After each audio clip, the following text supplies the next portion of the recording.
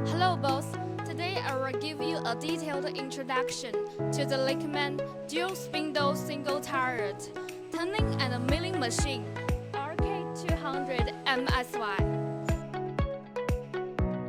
The processing range is 560 millimeters in length, within 350 millimeters in diameter, 210 millimeters in x-axis travel, and plus and minus 50 millimeters in y-axis travel, and 600 millimeters in z-axis travel.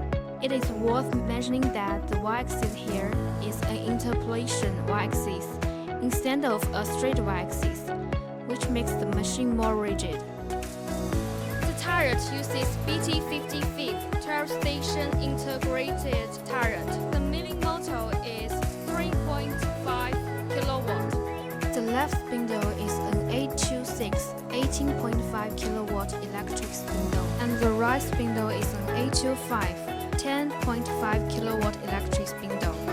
The docking accuracy of the dual spindles is within 0.01 millimeter, and the spindle brakes are all locked with hydraulic calipers. Japan THK number 45 roller high rigidity linear rail. THK number 40 type high precision C3 screw. The screw bearings are Swedish SKF, and the electronic control components are French Schneider Electric.